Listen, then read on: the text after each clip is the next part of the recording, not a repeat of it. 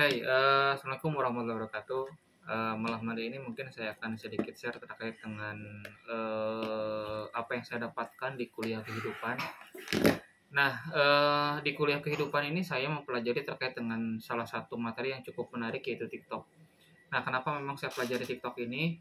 Pada dasarnya saya penasaran dengan salah satu hal terkait dengan bagaimana meningkatkan productivity anak-anak sales, anak-anak marketing yang selama ini baru join, kemudian dihadapkan pada sulitnya mencari customer karena jumlah marketing yang cukup luar biasa banyak.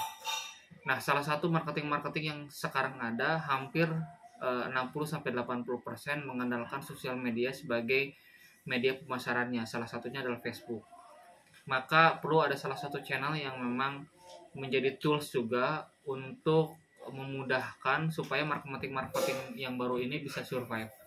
Salah satunya adalah dengan menggunakan tools yang baru. Nah, tools yang baru ini setelah saya pelajari, yang berbeda algoritmanya dibandingkan dengan yang lainnya adalah TikTok itu sendiri.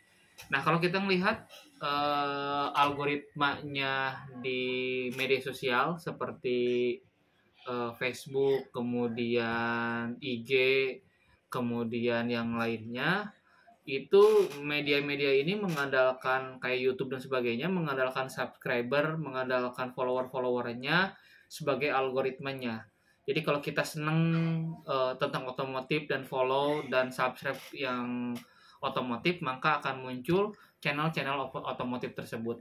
Nah, itu yang saat ini saya lihat bahwa TikTok ini cukup berbeda.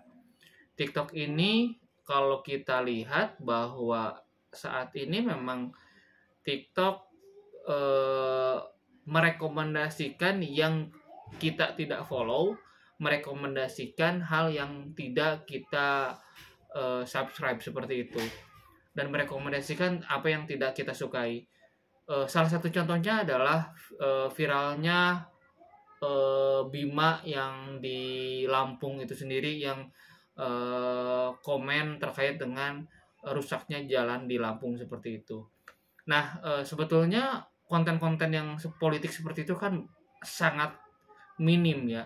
Tapi kenapa sampai viral? Karena salah satu algoritma di dalam TikTok itu yang saya coba ulik, yang coba pelajari di berbagai channel, itu ternyata merekomendasikan hal-hal yang sifatnya viral, yang sifatnya akan menarik orang, yang sifatnya membuat orang tertarik seperti itu.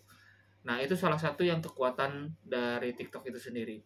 Maka saya lihat bahwa TikTok ini bisa jadi juga salah satu hal yang bisa saya gunakan untuk anak-anak sales-sales yang baru, di khususnya memang di properti ini, untuk mencoba mengupayakan menjual perumahan melalui media TikTok ini. Karena TikTok ini algoritmanya gitu, bukan yang follow, bukan yang subscribe.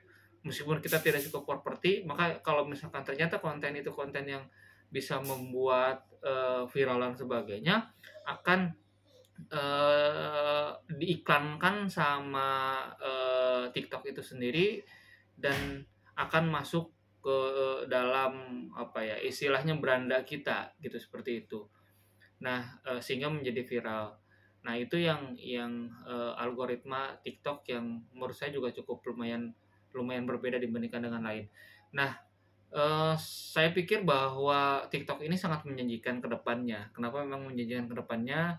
Apalagi kalau kita lihat bahwa mulai beralih orang dan mulai jenuh. Kemudian TikTok ini kalau kita lihat juga selain memang punya marketplace-nya sendiri, TikTok ini ada dua modal yang kita bisa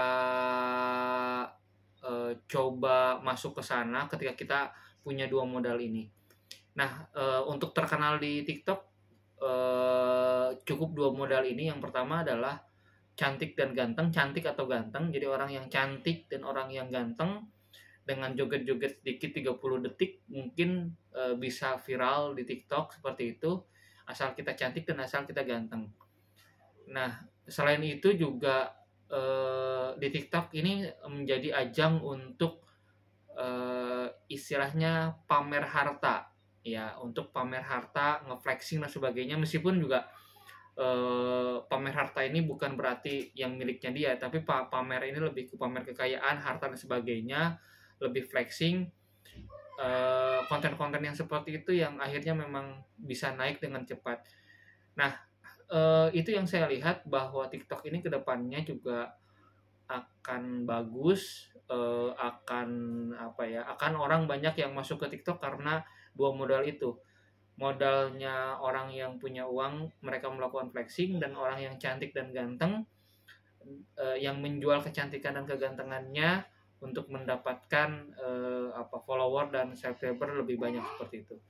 Nah, itu ketika memang marketing menggunakan dua channel itu, ya bisa jadi marketing ini bisa sangat, bisa dibilang bisa ada opportunity untuk sukses, untuk bisa berjualan di eh, TikTok ini tanpa mengecilkan Facebook dan Instagram. Itu aja mungkin dari saya. Terima kasih. Assalamualaikum warahmatullahi wabarakatuh.